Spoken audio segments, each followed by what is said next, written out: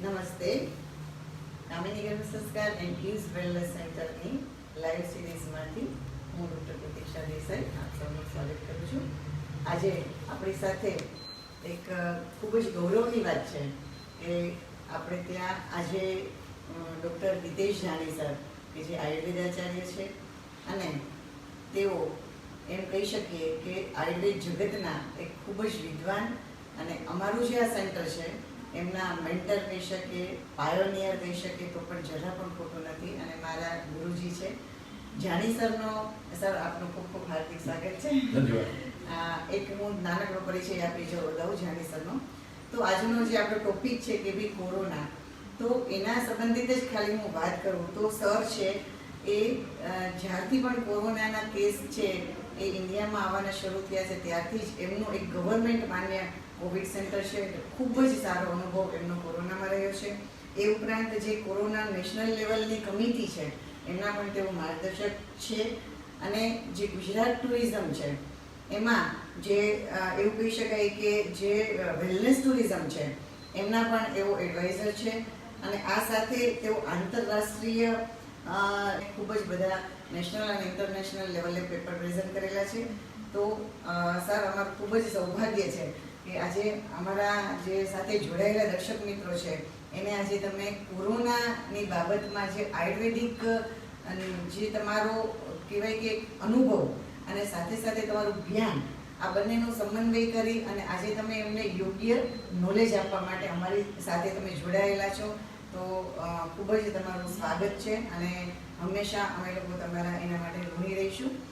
તો સૌથી પહેલો સર તમને ક્વેશ્ચન આજે એ આવે છે કે આમ જોવા જઈએ તો ફર્સ્ટ વેવ છે એ આજથી 1 વર્ષ અને 3 મહિના જેવું થઈ ગયું. માર્ચ મહિના આપણે વિચારીએ તો 2020ની અંદર ઇન્ડિયામાં ફર્સ્ટ કોરોનાનો કેસ આવેલો હતો અને આપણે એટલે જ COVID-19 કહીએ છીએ કે 19માં આવ્યો હતો. પણ આપણને એમ હતું કે થોડાક દિવસમાં જતો રહેશે, પણ એ કોરોનાનો જે પ્રોબ્લેમ છે એ હજી પણ આમ જોઈએ તો આપણે એમાંથી મુક્ત નથી થઈ ગયા. અને આ સેકન્ડ વેવ એ બહુ જ એગ્રેસિવ આવી, એટલે કે પહેલા કરતાં એ બહુ ઘાતક છે. તો સર તમે આટલા જે તમારા કેસ સોલ્વ કર્યા છે, તમે આટલા લોકોને ટ્રીટમેન્ટ આપી છે, તો આ બાબતમાં તમારું શું મંતવ્ય છે સર? સૌથી પહેલાં તો ડૉક્ટર પ્રતીક્ષા હું આભાર માનીશ કે પાયલના આ લાઈવ પ્લેટફોર્મ પર આવીને અને કામિની ગર્ભ સંસ્કાર કેન્દ્ર કે જેને અહીંયા જ મને મોકો મળ્યો એક સારા વિષયને મૂકવાનો, એના જ પ્લેટફોર્મ પર આવીને કોવિડ વિશે અને કોવિડ મહામારીમાં આયુર્વેદ શું કરી શકે એ બાબતમાં કહેવાનો મોકો આપ્યો તો મને એનો આનંદ છે. કોવિડની વાત આવે એટલે ગભરામણ શરૂ થાય, કોવિડની વાત આવે એટલે ડર બેસી જાય, કોવિડની વાત આવે એટલે અનક્યોરેબલ છે, કોવિડની વાત આવે એટલે WHO તરફ વળી ગઈ, કોવિડની વાત આવે એટલે એલોપેથીની ચર્ચા ચાલુ થઈ જાય. પરંતુ હા, રેમડેસિવિર, ડેસિવિર અને HCQ ને વેન્ટિલેટર ને આ બધા વિષયો ઓફકોર્સ વાસ્તવિકતા છે, પરંતુ એની એક સાઈડ અથવા જે આપણી સબળ સાઈડ છે કે આ કોવિડને સમજવાનો, કોવિડને ટ્રીટ કરવાનો જે આયુર્વેદનો જે વ્યૂ પોઈન્ટ છે એને કહેવાનો બહુ ઓછો મોકો મળે અને એ બાબતમાં ખૂબ લોકોનું ધ્યાન નથી ગયું. અને સ્વાભાવિક છે કે આંતરરાષ્ટ્રીય કક્ષાએ વિશ્વના 250 દેશોમાં કોવિડ છે અને આયુર્વેદ ભારત પૂરતું કે થોડું એશિયા પૂરતું મર્યાદિત છે અથવા વિશ્વના અનેક દેશોમાં આયુર્વેદની જે વાત થોડી ખબર પડી ગઈ છે. એટલે એમને તો એક જ ઉકેલ દેખાતો એલોપેથી, અને એટલે એમને ડર લાગે સ્વાભાવિક છે, પરંતુ એમને રસ્તે ચાલીને આપણે લઈ ના શકીએ. અને એટલે ભારતમાં આપણે પહેલું આયુર્વેદનું કોવિડ કેર સેન્ટર રાજકોટમાં શરૂ કર્યું. ખૂબ સારા પરિણામ મળ્યા. લગભગ અત્યારે આપણે 340 કેસ સોલ્વ કરી શક્યા છીએ. આપણે એમાં ખૂબ સારી રીતે સક્સેસ ગયા. મારી પાસે 5 બેડ છે ઓક્સિજનના અને અમારે તો કેર સેન્ટર છે, વેન્ટિલેટર નથી, પરંતુ અમે અહીંની રાજકોટની 2-3 જે રિનાઉન્ડ હોસ્પિટલ છે એની સાથે અમે ટાયર કરી રાખ્યું છે ઇન કેસ અમને જરૂર પડે અમે કરીએ. પરંતુ અધરવાઇઝ આખો એક આયુર્વેદનો કોવિડ પ્રોટોકોલ બરાબર. તમારો પ્રશ્ન જે પેલો સ્ટ્રેઇનનો છે અથવા વેવનો છે એની વાત આપણે પહેલાં લઈએ. વાત સાચી છે કે પહેલો વેવ આવ્યો અને એ દિવાળી પહેલાં જરા વકર્યો, પછી દિવાળી પછી ઘટ્યો અને આપણે એમ કે કોવિડ ગયો, કોવિડ હવે નથી. પણ અનેક વૈજ્ઞાનિકો કહેતા હતા અને અનેક લોકોને લાગતું હતું, પણ ત્યારે વૈજ્ઞાનિકોની વાત લોકોએ કાને ન ધરી. લોકો પોતાની લાઈફસ્ટાઈલ સુધારી ન શક્યા અથવા તો રાધર ખોટી પદ્ધતિથી પાછું જીવવા માંડ્યા. સરકારે, સમાજે, વૈજ્ઞાનિકો ઘણા પ્રયત્ન કર્યા, પરંતુ એમાં આદતોમાં કોઈ સુધારો ના આવ્યો. પરંતુ હું એને આયુર્વેદ પોઈન્ટ ઓફ વ્યૂથી લઉં કે દિવાળી ટાઈમે અને ઠંડીમાં જ્યારે હેમંત શિશિર ઋતુ હોય ને ત્યારે આપણું બળ વધારે હોય, એટલે આમે પણ કોઈ રોગ છે એનું બળ વધારે ન રહે. એટલે રોગાણામ શારદી માતા, શરદ ઋતુ રોગોની માતા છે ત્યારે હોય, પણ જેવી શરદ ઋતુ જાય અને હેમંત શિશિર શરૂ થઈ જાય એટલે રોગો ઘટી જાય. એટલે આપણે એમ માન્યું કે કોરોના વયો ગયો, વાસ્તવમાં આપણી ઇમ્યુનિટી વધી હતી, પણ વળી પાછી જેવી ગરમી શરૂ થઈ એટલે આપણે સેકન્ડ વેવ જોઈ રહ્યા છીએ. તો સેકન્ડ વેવ છે, હા એ વાત સાચી કે સેકન્ડ વેવ માટેની તૈયારી વધારી ઓછી હતી અને એની સામે બેદરકારી વધારે હતી. તો એક બાજુ બળ ઓછું થયું એટલે એનો સ્ટ્રેન છે આપણે ઘાતક લાગ્યો, બેદરકારી વધારે હતી અને જે ઇમ્યુનિટી બૂસ્ટર પ્રોગ્રામ જે કરવા જોઈએ અથવા આયુર્વેદ દ્વારા જે આપણે એનો લાભ લેવો જોઈએ આપણે આપી ન શક્યા અને એના કારણે અત્યારે ડરનો માહોલ થયો. પણ મને પૂરો વિશ્વાસ છે પહેલો વેવ હોય કે બીજો વેવ હોય અથવા તો આવા અનેક વેવ્સ કે અનેક સ્ટ્રેન આવશે, આયુર્વેદ તો એ લક્ષણોના આધારે જ એની ચિકિત્સા કરશે. એમાં કોઈ એક વાયરસથી ગભરાવાય અને બીજો વાયરસ આવે એટલે એનાથી વધુ ગભરાય, ત્રીજા વાયરસથી આમ. આયુર્વેદ આવું ન વિચારે. શાસ્ત્રોએ કહ્યું છે વિકારનું નામ કુશલમ ન જીરિયત કદાચન. વિકારનું નામ ના આવડે તેમ તમે જ મને કહ્યું કે 31 ડિસેમ્બર 19ના પહેલો કેસ વુહાન પ્રાંતમાં ચાઇનામાં આવ્યો, પણ એનું નામકરણ ઇન્ટરનેશનલ વાયરોલોજી કમિટીએ બનાવ્યું 11 ફેબ્રુઆરી. એને નામ આપ્યું 2.5 મહિના પછી COVID-19. તો નામ આપવા પાછળ આટલી મહેનત કરી, એના વિશે આટલું રિસર્ચ કર્યું, પણ એના કરતાં લક્ષણોના આધારે જો ચિકિત્સા કરવા ભૂલી ગયા કે આપણા શાસ્ત્રકારે કહ્યું છે કે વાયરસ આવો એટલે કેવો હજારો વાયરસ આવશે, વાયરસના અનેક વેરિયન્ટ આવશે. તો આયુર્વેદ એમ કહે છે કે ડરવાનું નહીં. જે પ્રમાણે આ ત્રિદોષ જ્વર કહેવાય અને કેવું હતો અને વાતશ્લેષમાં એટલે કે વાયુ અને કફને પ્રધાનતાવાળો જ્વર છે, એટલે અમે તો આજે પણ એ રીતે ટ્રીટ કરીએ છીએ. હા, એની સાથે જે એસોસિએટ કમ્પ્લેન હોય એ બદલતી રહે, ક્યારેક ઝાડા વધુ હોય, ક્યારેક હેડેક વધારે હમણાં જોવા મળે છે, જે પહેલા વેવમાં એટલું જોવા નતું મળતું. તો આપણે એ રીતે એની આનુષંગિક ચિકિત્સા કરી શકીએ છીએ, પણ મૂળ તો એ લંગ્સને ઇફેક્ટ કરે છે અને એ શ્લેષમાં એટલે કફનો રોગ છે અને વાયુનો છે, કારણ કે વાયરસ છે, હવાથી કે એવા માધ્યમથી ફેલાતી આ સમસ્યા છે. એટલે વાત શ્લેષમાં જ્વર છે અને અમે મને એ રીતે ટ્રીટ કરી છે. ટૂંકમાં આયુર્વેદની અંદર તમે જે પ્રશ્નનો જવાબ આપો છો એ પ્રમાણે એવું કહેવાનો સાર થાય કે જો આપણે ઇન્ડિયન સિસ્ટમ છે કે જેની અંદર અત્યારે આપણે એવું શબ્દ એક બહુ કોમન થઈ ગયો છે કે ઇમ્યુનિટી, બરાબર ને? હવે આમ જોઈએ તો બધાને આ શબ્દ છે એ કોરોના આવ્યા પછી છે એકદમ જ સમજાઈ પણ ગયો છે અને ફેમસ પણ થઈ ગયો છે કે ઇમ્યુનિટી ડેવલપ કરીએ, બરાબર? તો સર આપણે આયુર્વેદની અંદર તો ઇમ્યુનિટીને ખૂબ મહત્વ આપવામાં આવેલું છે અને તમે હમણાં જેમ કીધું એમ કે આપણે થોડાક બેદરકાર થઈએ છીએ, પણ આમ જોવા જઈએ તો આ 1.5 વર્ષ 2 વર્ષ પછી ધીરે ધીરે લોકોને પણ કંઈક ને કંઈક વસ્તુ ચેન્જ પણ જોઈએ છે, થોડુંક એના સ્વભાવ પ્રમાણે એમને પણ કંઈક ઘરમાંથી બહાર પણ નીકળવું હોય છે. તો આ પરિસ્થિતિની અંદર આયુર્વેદ આપણને કઈ રીતે લોકોને મદદરૂપ થઈ શકે, ખાસ કરીને ઇમ્યુનિટી માટે? જો ઇમ્યુનિટીનો સિદ્ધાંત આયુર્વેદનો બહુ સ્ટ્રોંગ છે. આયુર્વેદ એમ કહે છે કે તમને સહજ બળ હોય છે, એટલે કે જન્મજાત માતા દ્વારા પિતા દ્વારા આપણને એક મળે છે. બીજું છે એ કાલજ, એટલે કે જેમ કે પોલિયોનો વાયરસ 10 વર્ષ પછી કે 15 વર્ષ પછી લાગુ ન પડે, તો અમુક ઉંમર થઈ જાય એટલે પોલિયો આપણે ન લાગુ પડે, તો એને કાલજ બળ. અને અમુક કીધું છે યુક્તિકૃત કે તમે એક્વાયર્ડ ઇમ્યુનિટી. તો આયુર્વેદે 3 પ્રકારની ઇમ્યુનિટી કીધી છે કે એક છે એ આપણી નેચરલ ઇમ્યુનિટી, બીજી છે એ આપણી સહજ એટલે કે નેચરલ જેને કહીએ, બીજી છે આપણી ઉંમરના હિસાબે અને ઉત્પન્ન થાય છે, અને ત્રીજી છે એ આપણી યુક્તિકૃત. અત્યારે યુક્તિકૃત ઇમ્યુનિટીનું વધારે થયું છે. કદાચ વેક્સિનના સિદ્ધાંતમાં આ જ છે, પણ આયુર્વેદાને વર્ષો સુધી કીધું છે. આપણે જે સહજ ઇમ્યુનિટી છે એ ઉપરાંત રોજ ઇમ્યુનિટી બૂસ્ટર આપણે કંઈ ને કંઈ કરતા, જેમ કે આપણું ફૂડ, આપણે લીલી ચટણી લઈએ, દાણા છે, પછી આપણા પુદીનો છે, આદુ છે, લીંબુ છે, સંચળ છે, અને આ બધાની અંદર લીલી ચટણી ખાઈએ છીએ. તો આ બધા એની અંદર એક વોલેટાઇલ ઓઇલ છે અને એ આપણને એમાં માઇક્રો ન્યુટ્રિયન્ટ ખાલી નથી, એ ઇમ્યુનો બૂસ્ટર છે. એટલે આપણા ફૂડમાં કાં ગાર્નિશિંગ હોય કાં ચટણી સ્વરૂપે હોય, પણ એ ખરેખર ખાલી શોભાનું નથી, એ આપણી ટેસ્ટ immunity માટે booster છે. પણ હા, નથી. ટેસ્ટ માટે પણ નથી. નથી, હા. અને એ જ રીતે આપણે વઘાર કરીએ છીએ. બરાબર. દાખલા તરીકે રાઈ છે, મેથી છે, જીરું છે, બાદામના ફૂલ છે, ક્યારેક તજ, લવિંગ. તો આ બધા જે સ્પાઇસીસ છે એમાં એક ખાસ પ્રકારનું વોલેટાઇલ ઓઇલ રહેલું છે. Yes. એટલે આપણે વઘાર કરીએ કે લીલો મસાલો, એટલે સૂકા મસાલા અને લીલા મસાલા, સૂકી ચટણી અને લીલી ચટણી, આ આપણા ફૂડમાં કોમન હતું. બરાબર. આપણો હળદર છે એનું જબરદસ્ત ઇમ્યુનિટી બૂસ્ટર છે. આજે ગોલ્ડન મિલ્ક હા, ને થાય છે. આ ગોલ્ડન લેક્ટેટ નામે આવે છે હા. ત્યારે લોકો એને સમજે છે, પણ વાસ્તવમાં તો આપણી માં દાદી આપણે પીવડાવતી હળદરવાળું દૂધ પી લે તો અને હા તો રાત્રે હળદરવાળું દૂધ પીને જ સૂવાનું. પીને જ સૂવાનું. તો આ જે ઋતુ બદલાય એટલે ઇમ્યુનિટીના દવાઓ અથવા તો આપણે ઘરગથ્થુ પદાર્થ બદલી જાય. શિયાળો હોય તો આપણે કેસર વાપરીએ, ઉનાળો ચોમાસું હોય કફ હોય તો આપણે હળદર વાપરીએ. તો આ પ્રકારે અને ક્યારેક આપણે જાયફળવાળું દૂધ પીએ.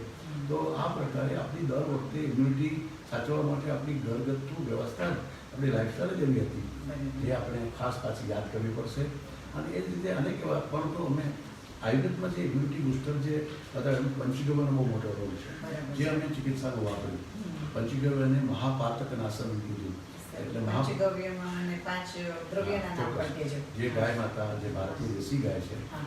વિદેશના લોકોને ન સમજાય કારણ કે ત્યાં ગાય જ નથી. Yes. કારણ કે એ છે જર્સી છે, હા. ગાય જેવું દેખાય છે પણ એ ગાય નથી. નથી. પરંતુ ભારતની જે ગાય છે 37 ટાઈપની જે ડિસ્ક્રિપ્ટ જે બ્રીડ છે, જેમ કે આપણે સૌરાષ્ટ્રમાં કાઠિયાવાડમાં આપણી ગીર ગાય ગીર છે, ગાય છે. ત્યાં કાંકરેજ ગાય છે, ઉત્તર ગુજરાતમાં ડાંગી ગાય છે, બરાબર. મહારાષ્ટ્રમાં ખિલ્લારી છે, ત્યાં પણ ડાંગી છે, પંજાબમાં સાહિવાલ છે, આંધ્રમાં ઓંગોલ છે. તો આ બધી આપણી દેશી ગાયો છે.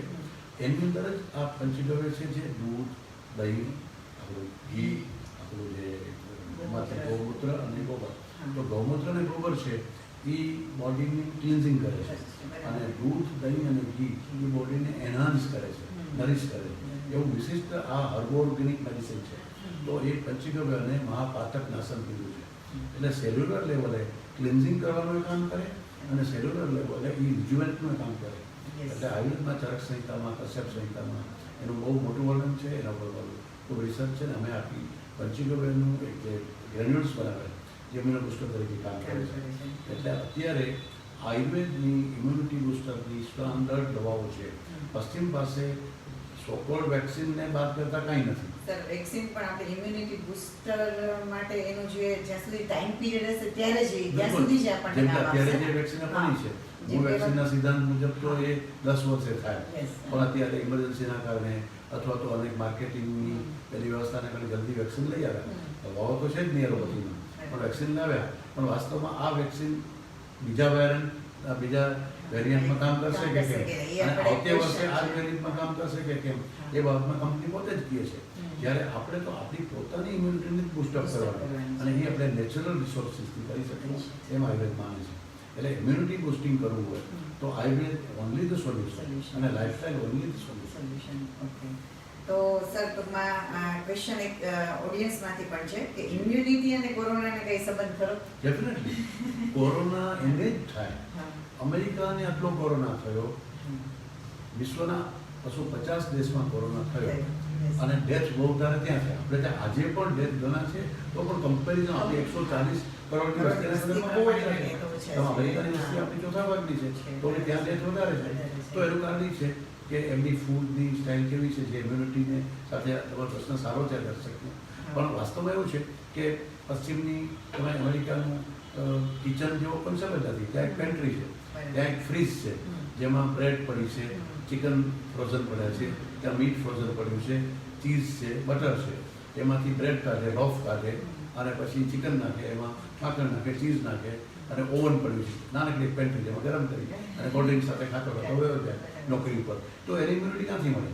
આપણા તો રસોડામાં આજે એક જ ઘઉંમાંથી રોટલી થાય, ભાખરી થાય, પૂરી થાય, શીરો થાય, દલિયા થાય. આપણે 20 આઈટમ આપણી માતાઓ બહેનો, અને ઘરે ઘરે રોટલી જુદી લાગે, એ જ ઘઉંની હોય તોય. તો આપણી બનાવવાની પદ્ધતિ, આપણી ખાનપાનની પદ્ધતિ, એટલે ઇમ્યુનિટી જેને વધારે હોય એને આ રોગ ઓછો લાગવું પડે. તો સહજ ઇમ્યુનિટી જેની વધારે છે, પણ જે લાઈફસ્ટાઈલ જેની વેદરકાર છે, રાત્રે જાગે છે, બહારે ખાય છે, ગમે તેવું ખાય છે, નોનવેજ ખાય છે, અનેક પ્રકારના એવી ખોટી ડ્રિંક્સ પીએ છે, એની ઇમ્યુનિટી વીક હોય તો અને આપણે કે કોરોના સાથે હમણાં કંઈક ફંગલ ઇન્ફેક્શન પણ વધારે જોવા મળે છે, તો એમાં આપણે કઈ રીતે બચી શકીએ? બિલકુલ. કોરોનાનો છેલ્લા 3 દિવસથી આપણે જોઈ રહ્યા છીએ કે મ્યુકોમાઇકોસિસ નામનો એક રોગ જે ફંગલ ડિઝીઝ છે એ દેખાય છે. પણ ગયા સ્ટ્રેનમાં એટલે ગઈ ફેઝમાં પણ આ આવ્યું હતું. એક સાથે અમદાવાદમાં 50 કેસ આવ્યા હતા. મારી પાસે એમાંથી 4-5 લોકો ટ્રીટમેન્ટ માટે પણ આવ્યા હતા. અને આપણે આયુર્વેદ કરતાં સાવ ઘરગથ્થુ ઇલાજથી કરી શકીએ. કોરોના હોય કે ન હોય, કોરોના હોય તો ખાસ મારી સલાહ છે, પણ કોરોના હોય કે ન હોય, દરરોજ તમે રાત્રે સુવા ટાઈમે દેશી ગાયના ઘીના જો ટીપા બંનેના સ્કોરામાં નાખી તો આનાથી બચી શકાય છે. બાકી આયુર્વેદના તો પંચગવ્યના નસ્ય આપણે આપીએ છીએ અને આનું તેલ છે, અમારી ઘણી બધી દવાઓ છે, પણ એનો અત્યારે પબ્લિકમાં પણ ગભરાવાની જરૂર નથી. જે સર્જરી તરફ જવું પડે છે, એલોપેથીમાંની કોઈ દવા નથી અને એટલું ફાસ્ટ એ તકલીફ પડે છે કે એ એટલે સુધી કે મેગ્નિબલ કાઢવું પડે છે અને પછી એવો કેસ કાઢી નાખેલો આવ્યો. હા, અને આંખમાં પ્રોબ્લેમ થાય. તો આવા સંદર્ભમાં માત્ર સામાન્ય આયુર્વેદની દવાઓથી એને ટ્રીટ કરી શકાય છે. એટલે દર્શકોને ખાસ કહું કે બિલકુલ ગભરાવાની જરૂર નહીં અને કોઈ પણ સારા આયુર્વેદિક ફિઝિશિયનનો ત્યારે કોન્ટેક્ટ કરજો અથવા તમે તમારા ઘરની અંદર નવશેકું ઘી બંને નસ્કોરામાં નાખવું જોઈએ તો એ કેવલ્સ પ્રેક્ટિસમાં પહોંચીશ અને 7 જગ્યાએ એનો કોન્ટેક્ટ છે નાકમાંથી. એટલે આયુર્વેદમાં નાસા શીર્ષો દ્વારા એ તો બ્રેઇનમાં જઈ શકે છે ઇન્ફેક્શન જો ધ્યાન ન રાખીએ તો. આપણે સિમ્પલ સાદા ઘીથી અને આયુર્વેદના અમુક ડ્રોપ્સથી ટ્રીટ કરી શકાય. એટલે ડરવાની કોઈ જરૂર નથી. અને આમ સર ગાયના ઘીના તો આયુર્વેદમાં આપણે એવા ગુણ આપેલા છે કે સૂક્ષ્મથી સૂક્ષ્મ જગ્યાએ પણ એને પ્રોસેસોમાં કરી શકે છે. એટલે ગાયના ઘીને એટલો તો મેં કીધું બુદ્ધિઓદાર નથી. એટલે અત્યારે આમ જોવા જઈએ તો યંગ જનરેશનને આપણે આ નોલેજ આપવું જોઈએ કે ગાયનું ઘી, ગાયનું દૂધ, ગાયનું માખણ આ 3 છે એ અત્યારે આ જે બધા ફૂડમાં વધારે ચોક્કસ ઉનાળો છે, શ્રીખંડની ઈચ્છા થાય તો મારી આપને સલાહ છે કે દહીં અત્યારે ઓછું લેવું જોઈએ અને છાશ રાત્રે નહીં લેવી. સાધારણ રીતે આપણા દર્શકો જો કાઠિયાવાડના હોય તો રાત્રે આપણે છાશથી ટેવાયેલા છીએ. મારી આપને હમણાં સલાહ છે કે અત્યારે રાત્રે પણ છાશ ન લેવી જોઈએ, પણ દિવસે ચોક્કસ છાશ લેવી, પણ દહીં ન લેવું. અત્યારે એટલું ધ્યાન રાખીએ. બાકી દૂધ રોજ રાત્રે ગરમ દૂધ તમે હળદરવાળું અથવા કેસરવાળું અથવા ઘણાને જો એવું ગળપિત્ત જેવું લાગતું હોય તો ગુલકંદ સાથે પણ લઈ શકાય. ગુલકંદનો શેક પીઓ તો આ પ્રકારે આપણે ફંગસથી કે મ્યુકોમાઇકોસિસથી ડરવાની કોઈ જરૂર નથી. સર, એક ક્વેશ્ચન એવો છે કે કોરોના થઈ ગયા પછી વીકનેસનો બહુ ઇશ્યુ હોય છે કે એમાંથી તો નેગેટિવ આવી જાય પણ છતાં પણ કેટલા બધા પ્રોબ્લેમ્સ એ લોકોને, જેમ કે સાંધાનો દુખાવો, ચક્કર આવવા, એમનું કામ સુધી ન જવું, વારંવાર થાક લાગવો, તો આના માટે આપણે શું કરવું? જો આજે લાખો કેસ ભારતમાં થયા અને કોરોનાને કદાચ ટ્રીટ કરી શક્યા 2-3 રીતે. એક એની ઇમ્યુનિટી પોતાની વધારે હતી, સમયસર સારવાર મળી, લોકો ત્યાં સમજ્યા, પણ આખરે એ લોકો જે કોરોનાથી નુકસાન થયું એના કરતાં એલોપેથી દવાઓ જ વધારે નુકસાન થયું. અને એ વાસ્તવિકતા આખા દુનિયાને ખબર છે, કારણ કે એની કોઈ જ કોઈ પ્રોટોકોલ છે જ નહીં કે આ કોરોના વાયરસને આ દવા મારે છે. એટલે એસસીક્યુ વપરાતી, પછી કીધું કે રેમડેસિવિર, પછી કે ડેસિક્યુમેરિન, પછી ફેવિક્યુ, તો એક ફિક્સ પ્રોટોકોલ તરીકે આપ્યું. તો ફ્લૂ તરીકે ટ્રીટ કરવા ગયા આપણે આ વાયરસને, પરંતુ આપણે ટ્રીટ એવું કરી શક્યા નથી. અને એના કરતાં એને વધારે વીકનેસ આવી, કારણ કે દિવસો સુધી ખાઈ ન શકે, દિવસો સુધી હોસ્પિટલાઇઝ રહેવું, અને એમના ખાસ 4 ઓર્ગન ખરાબ થાય છે. એક લંગ્સ, કારણ કે એ લંગ્સને ડેમેજ કરે છે, એટલે લોકોને ઉધરસ, લાંબા સમય સુધી શ્વાસ લેવામાં તકલીફ, બોલતે બોલતે હાંફી જાય, દાદરો જોડે ત્યારે હાંફે. સેમ વે એના માટે જે દવાઓ વપરાય છે એ દવાઓ વપરાય છે એમાં બ્લડને ઘાટું થઈ જાય છે. જે બધા જે અત્યારે આપણે ચેક કરાવે છે ને કે ભાઈ ડી-ડાયમર છે અને પછી બ્લડ થિનર આપવું પડે, તો એ લીવરને ડેમેજ બહુ કરે છે. તો આખી વાતમાં લીવરને ડેમેજ થાય છે. એટલે અમે તો સિમ્પલ દવાઓથી ટ્રીટ કરીએ છીએ, પણ એક લીવરને અને બ્લડને ઠીક કરવું પડે. એ જ પહેલે તમે જે કીધું કે થાક લાગે છે, આખું બોડી છે થાક કામ ન કરે તો થાક લાગે. તો આવા 3-4 લક્ષણો બહુ કોમન છે. તો એમાં મેં આપણે જે પંચગવ્યની વાત કરી, ઇમ્યુનોમોડ્યુલેટરની, એ સૌથી સારું થાક દૂર કરે, કારણ કે ઇમ્યુનિટી વધે એટલે આખી વાતમાં નથી કંઈ ચિંતા નહીં. તો આયુર્વેદની બહુ સામાન્ય આંબળા છે, ગુરુચી, ગુડવેલ છે, ગુરુચી છે, જેને આપણે ગિરોય કહીએ છીએ, તો આ બધા ઇમ્યુનોમોડ્યુલેટર છે. ગાયનું દૂધ એ સૌથી શક્તિ આપનારું છે. અને ધીમે ધીમે બીજી અનેક દવાઓ છે, પણ એ ફેસબુક કે ઇન્સ્ટામાં અત્યારે એ પબ્લિકમાં દવાઓ ન કહી શકું, જે તમારા ગામમાં તમારો જે ફિઝિશિયન હોય આયુર્વેદનો હા. એને તમે મળો મળી શકે. તો તમે પરંતુ બિલકુલ ડરવાની જરૂર નથી. પોસ્ટ કોવિડની અમે પછી એક કીટ બનાવી છે યસ. કે અત્યારે લોકોને આ પોસ્ટ કોવિડ કોમ્પ્લિકેશન વધ્યા છે હા. એટલે જે 7 કોવિડ પોસ્ટ કોવિડ કોમ્પ્લિકેશન છે ને એનાલિસ કરી હા. અમે આયુષ ગાઈડલાઈન મુજબ એક આખી કીટ બનાવી છે અને આ કીટ અમે લોકોને એટલી પોપ્યુલર થઈ છે અત્યારે તો એનાથી લોકો માત્ર 15 દિવસમાં પોસ્ટ કોવિડ કોમ્પ્લિકેશનમાંથી એ સાજા થઈ જાય છે.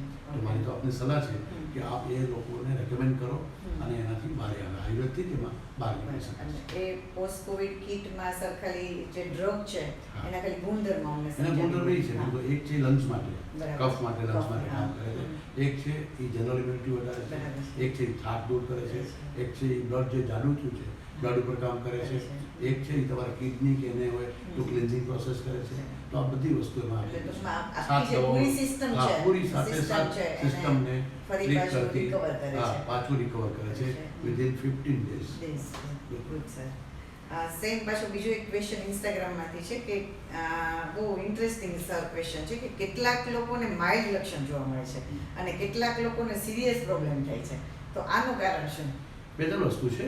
સાધારણ રીતે તમે જો વહેલી ખબર પડી જાય માઇલ્ડ લક્ષણ છે એટલે જેને જે સેન્સિટિવ છે, સમજદાર છે, જરા અવેર છે તો એને શરદી જેવું લાગે છે, ગળામાં જરા પેલું થાય છે. કારણ કે કોરોનાના 3 દિવસ તો બિલકુલ નેઝોફેરિન્ક્સ એરિયા અને ઓરોફેરિન્ક્સ એરિયામાં વાયરસ રહે છે. નાકના જે આપણો પ્રોટીન છે જેને આપણે લીડ કહીએ, મ્યુકસ કહીએ, હા.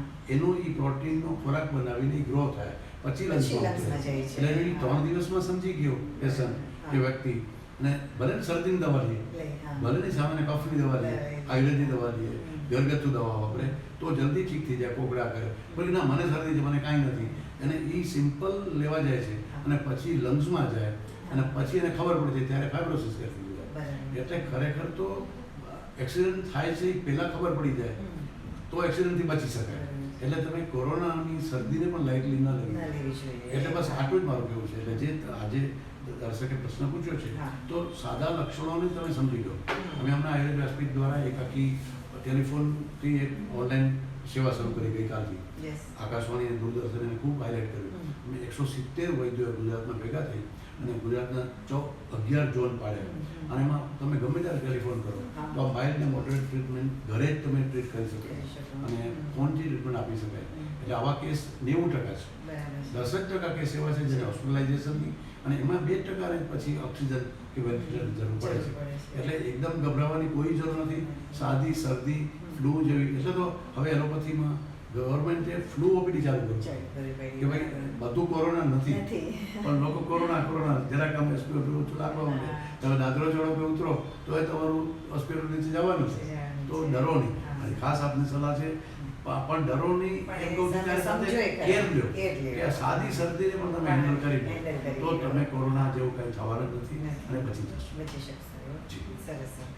હવે નેક્સ્ટ ક્વેશ્ચન એવો હતો કે આપણે સર અત્યારે કેવું છે કે લોકોને ઘરે રહેવાની સલાહ સૂચન આપવામાં આવે છે પણ ઘરે પણ સ્ટ્રેસ રહી છે કેમ કે હવે કોરોના ઘરે બેઠા લોકોને પણ થાય છે.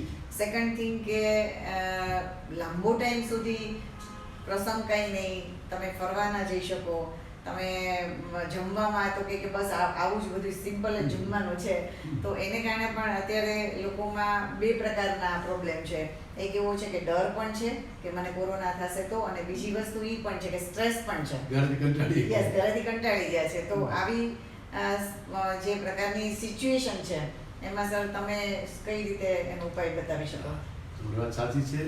લોકો ખૂબ અત્યારે સ્ટ્રેસમાં છે, દુવિધામાં છે. એક બાજુ ઓનલાઈન એજ્યુકેશન, ઓનલાઈન ઓફલાઈન કામ કરો, ઓફિસ આવવાનું નહીં, સરકારે પણ એ કરવું પડે છે. સ્ટુડન્ટ્સને પણ સતત સ્ટ્રેસમાં પરીક્ષાઓ અને પેલું મોબાઈલમાં કોમ્પ્યુટર કે લેપટોપ લઈને તમે આપણું WHO પોતે રેકમેન્ડ કરે છે કે સ્ક્રીન ટાઈમ કેટલો હોવો જોઈએ, પણ એને બદલે 5-5, 6-6 કલાક પછી પરીક્ષાઓમાં જવાનું, બધું ઓનલાઈન. એટલે આપણા ઉપર રેડિયો મેગ્નેટિક વેવ્સની અસર થઈ રહી છે.